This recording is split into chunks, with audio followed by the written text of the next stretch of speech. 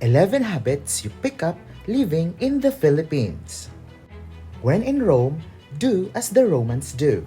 This is the advice to foreigners when visiting a new place.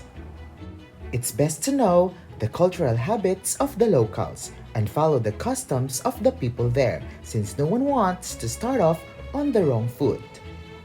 In the Philippines, where locals are receptive of foreigners and are very welcoming to guests, it isn't hard to pick up these Filipino habits reflected in everyday situations. First, using lips to point at something. First time visiting the Philippines and need help with directions? Or looking for the person who will be the tour guide for your trip? Don't be surprised when you approach a local and he responds by pouting his lips to point you to the person you're looking for. He's not going to kiss you, he's just telling where you can find this person or object or whatever. Next off, always inviting guests to eat. Filipinos are generally warm and inviting when it comes to guest visits. Even if it's the first time a guest entered their homes, this is a must-ask question. Have you eaten a meal already?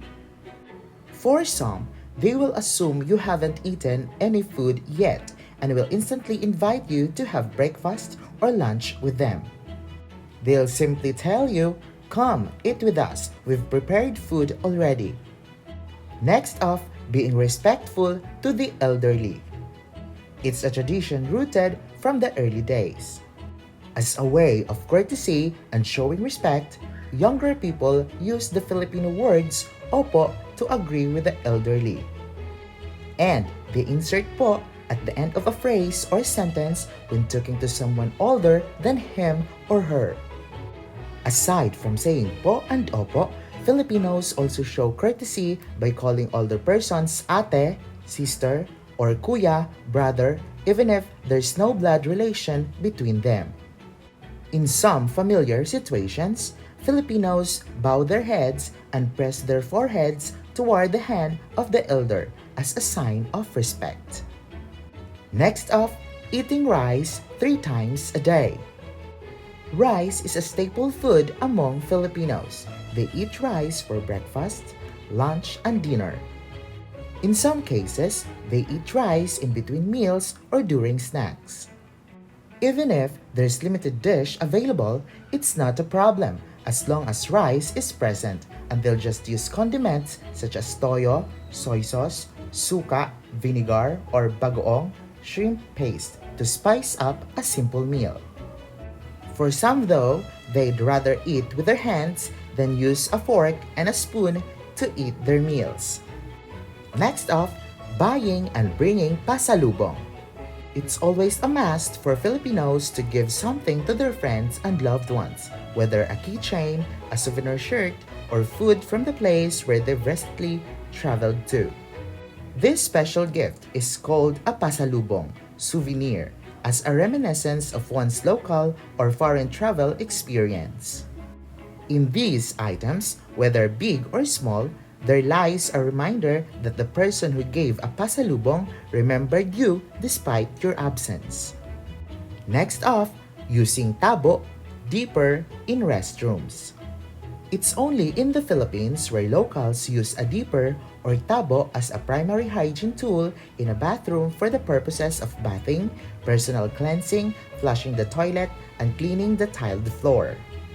Many Filipinos use the tabo instead of a toilet paper or bidet because they believe that only by using such will they be adequately clean. Next off, buying items in small units. Aside from supermarkets and grocery stores, there are local convenience stores called sari-sari, variety stores, found almost in every neighborhood. These stores allow buyers to purchase small amounts of basic stuff that every Filipino household needs, such as food, cooking ingredients, or cleaning supplies. This is called the tingi system, which allows consumers to buy units of an item rather than purchase items in bulk. For some, it's cost efficient since smaller quantities are easily consumed and in most cases, it doesn't go to waste. Next off, being late. One who lives in the Philippines will also get used to the Filipino time, wherein Filipinos come in late to events, meetings, and other gatherings. When someone invites his fellow friends for a meeting at 4 in the afternoon, expect that these friends will arrive at 4:30 p.m. or even later. Next off, postponing or delaying things. It's also a habit among Filipinos to procrastinate or put off a task for tomorrow when instead they can accomplish it within the day. Likewise, serious confrontations with challenges are avoided and will be dealt with later.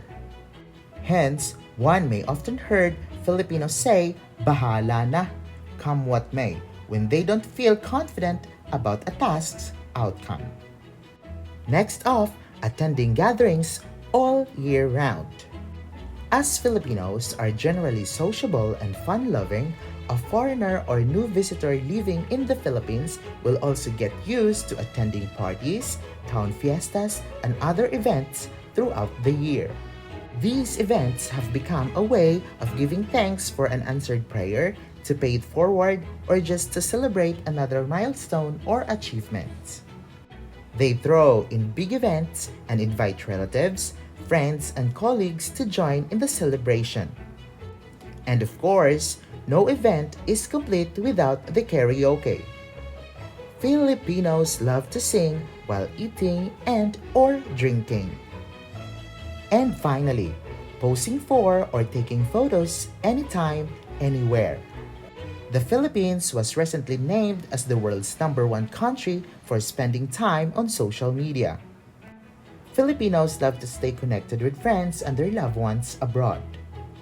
And as a way to keep them posted about life's important events, it's always a must to bring a camera to take videos and photos, more particularly selfies, anytime and anywhere. Of course, the creative and wacky shots are always present in the photo album. Please do not forget to comment below the habits you picked up while living in the Philippines. Also, like and subscribe Clef Formation channel and click the notification bell for latest update.